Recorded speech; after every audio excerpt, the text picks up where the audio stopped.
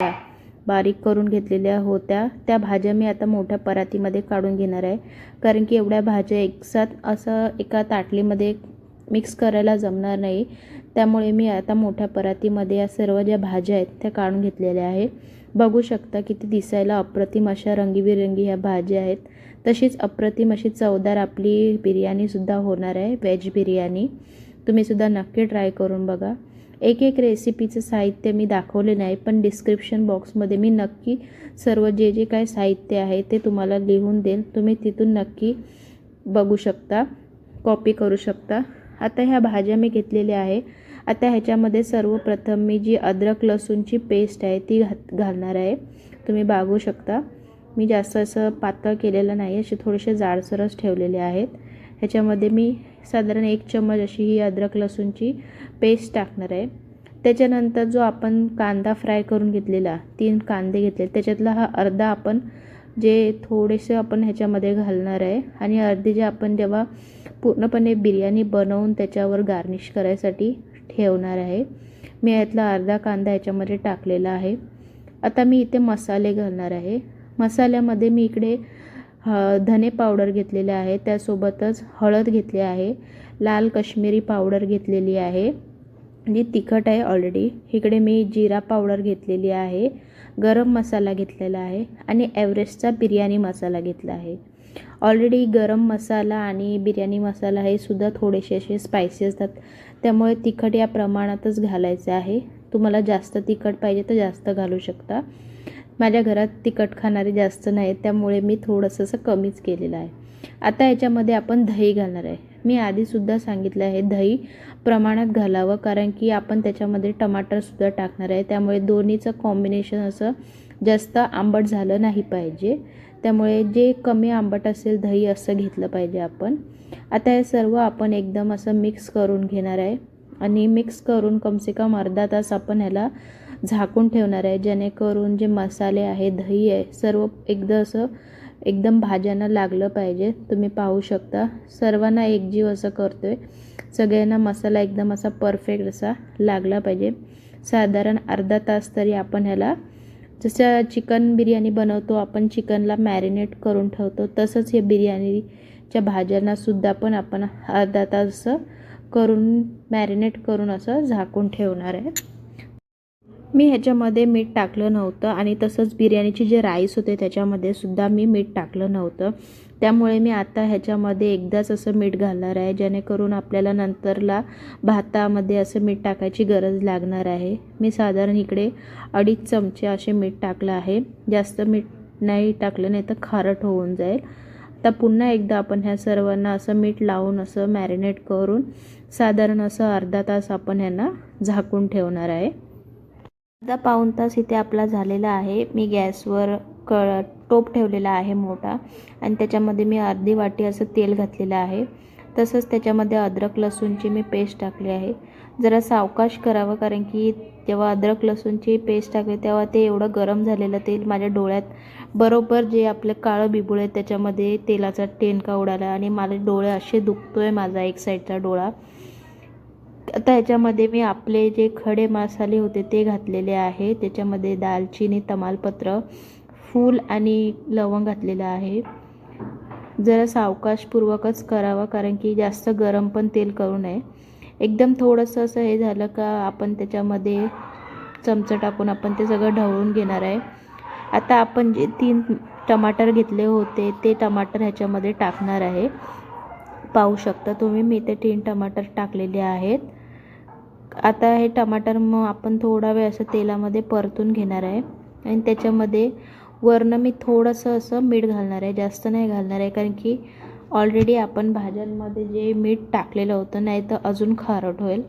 आधी 2 मिनटं आपण तेलामध्ये जे टमाटर आहेत ते पूर्णपणे असे परतून घेऊया आणि परतून झाल्याच्या नंतरच आपण याच्यामध्ये थोडंसं असं मीठ घालणार आहे. तुम्ही पाहू शकता हे जास्त मीठ घातलेलं नाही आहे, खारटपणा होईल म्हणून. खरं तर माझा डोळा खरंच दुखतोय, सारखं माझ्या डोळ्यातनं असं पाणी येते. तुम्हीसुद्धा असं काळजीपूर्वकच करा, अशी माझी तुमच्याकडनं नम्र विनंती आहे. आता आपण ह्यांना थोडा वेळ असं झाकण ठेवून जोपर्यंत टमाटर असे एकदम नरम नाही होत, पाणी सोड नाही, तोपर्यंत आपण ह्यांना झाकण ठेवून असं थोडा वेळ नरम करून घेणार आहे। तुम्ही पाहू शकता 2 ते 3 मिनटं मी असे टमाटर आधी परतून घेतले आहेत तेलामध्ये आणि त्याच्यासोबतच नंतरला मग मी ह्याच्यावर झाकण ठेवून आपण ह्यांना 2 ते 3 मिनटं असे थोडंसं नरम करायला ठेवणार आहे। बिर्याणी बनवायला अशी खूप वेळ लागतो, पण चवीला अशी अप्रतिम लागते। खूप लोकांना अशी बिर्याणी आवडते। नेक्स्ट टाइम मी चिकन बिर्याणीची रेसिपी टाकेन। आता आपले टमाटर तुम्ही पाहू शकता असे एकदम गळालेले आहेत, नरम झालेले आहेत। आता जे अर्धा तास आपण जी भाजी मॅरिनेट करून ठेवली होती तुम्ही पाहू शकता, ती भाजी मी ह्याच्यामध्ये टाकणार आहे। ह्याच्यामध्ये पाणी नाही टाकायचं आहे, कारण की ऑलरेडी टमाटर पाणी सोडतं, त्यासोबतच जे दही आहे त्यामुळे दह्याला सुद्धा पाणी सुटतं, त्यामुळे दह्याच्या पाण्यामध्ये आपण हे पूर्णपणे भाजी अशी झाकण ठेवून शिजवून घेणार आहे। एकदम जास्त शिजवायची नाही आहे, थोडी थोडी अशी कच्चीच ठेवावी, कारण की हॉटेलमध्ये पण आपण बघितलं आहे भाजी पूर्णपणे अशी शिजवत नाही आहे। आपण आता ह्यांच्यावर झाकण ठेवून थोडा वेळ असं आपण ह्यांना 15 ते 20 मिनटं आपण ह्या भाज्या पूर्णपणे अशा शिजवून घेऊया। पाणी ह्याच्यामध्ये अजिबात टाकायचं नाही आहे, दह्याच्या पाण्यावरच आपण पूर्णपणे अशी ही भाजी शिजवून घेऊया। साधारण 15 मिनिटांनी मी झाकण उघडून बघणार आहे आपली भाजी शिजली की नाही शिजली। तुम्ही बघू शकता ही भाजी ऑलरेडी पाणी सोडलं आहे, पाहू शकता मी याच्यामध्ये एक थेंबही पाणी घातलेलं नाही आहे।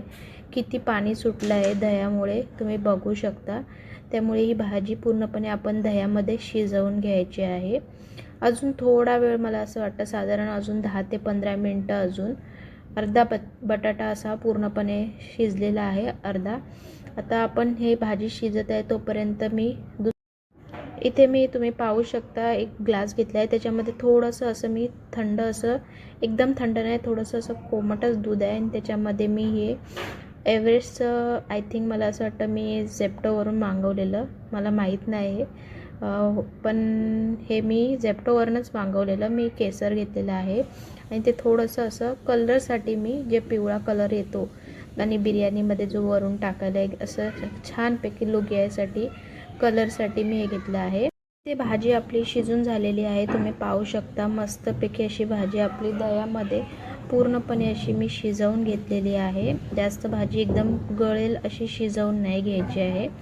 आता आपण गॅसचा फ्लेम एकदम असं स्लो करणार आहे आणि जो आपण भात थंड करायला ठेवलेला होता तो भात आपण याच्यामध्ये लेयर बाय टाकूया। मी ह्याच्यामध्ये असं लेयर बाय लेयर नाही करत आहे, मी फक्त एकच लेयर बनवतो, म्हणजे वरती भात टाकणार आहे। भात पूर्णपणे मी एकदम असा गार करून घेतलेला आहे, हात घालायला येईल असा, आणि एका प्लेटने मी हा भात पूर्णपणे असा वरती भाजीच्या वरती असं टाकलं आहे। गॅसची फ्लेम ही पूर्णपणे मी अशी स्लो केली आहे, बघू शकता मी ताटलीनेच असं एक पातळ अशी भाताची लेयर बनवते आणि त्याच्यामध्ये हा सर्व भात टाकला आहे। आता हा भात टाकल्याच्या नंतर आता भाताला सुद्धा थोडीशी अशी चव यायला पाहिजे, म्हणून मी ह्याच्यामध्ये मसाला सुद्धा वापरणार आहे। आधी मी हाताने थोडासा भात पसरून घेते, बघू शकता तुम्ही भात पूर्णपणे असा मी गार करून घेतलेला आहे। आता मी जो एव्हरेस्टचा बिर्याणी मसाला घेतला तुम्ही बघू शकता, शाही बिर्याणी मसाला, आता हा थोडा मी असा भातावर घालणार आहे, तुम्ही बघू शकता। जास्त नाही घालायचा आहे, थोडा जेणेकरून भाताला सुद्धा अशी थोडंसं असं मसाल्याची चव येईल म्हणून। मी मगाशी दाखवायला विसरली, मी इकडे पाण्यामध्ये थोडासा असा लाल कलरसुद्धा घेतलेला आहे।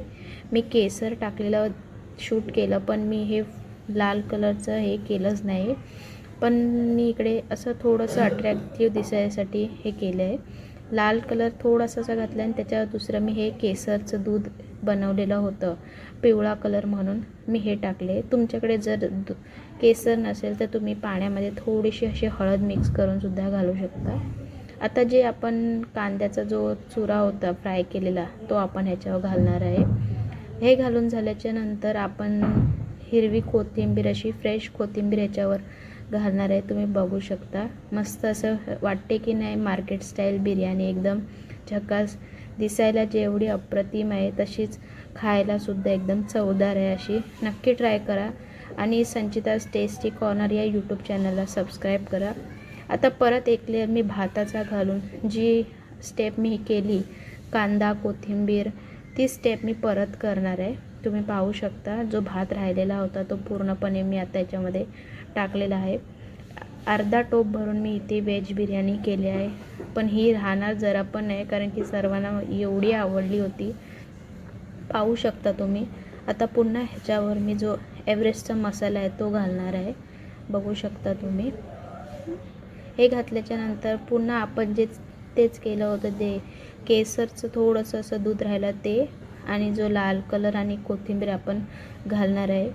हे सर्व घातल्याच्या नंतर आपण ह्याच्यासाठी थोडासा 5 मिनिट पूर्ण लो फ्लेमवर आपण ह्याला दम द्यायला ठेवणार आहे झाकून एकदम. तुम्ही पाहू शकता किती भन्नाट अशी ही दिसत आहे. जर दिसायलाच एवढी भारी दिसत आहे तर खायला किती अप्रतिम असेल. आज मला क्रेविंग खूप होती. आज मी पोट भरून अशी ही व्हेज बिर्याणी खाणार आहे. तुम्हीसुद्धा नक्की खा, घरी बनवा, तुमच्या फॅमिलीला द्या. हॉटेलमध्ये जायची काही गरज नाही. घरच्या घरी अशी हॉटेल स्टाईलसारखी व्हेज बिर्याणी बनवा. चिकन बिर्याणीसुद्धा अशीच असते. रेसिपी आवडली तर संचिताज टेस्टी कॉर्नर या यूट्यूब चॅनलला सबस्क्राईब करा आणि तुम्हाला ही रेसिपी कशी वाटली मला नक्की सांगा. टोप एवढा मोठा आहे की याच्यावर मी 2 प्लेट बघितले, ते झाकण कुठलीच बसत नाही होते. ते दोन्ही पण असे खाली पडत होते. त्यामुळे मी जे आधी भाजी शिजवायला प्लेट घेतली तीच प्लेट मी याच्यावर ठेवली आहे. 5 मिनटं एकदम स्लो फ्लेमवर आपण ह्याला दम द्यायला ठेवणार आहे.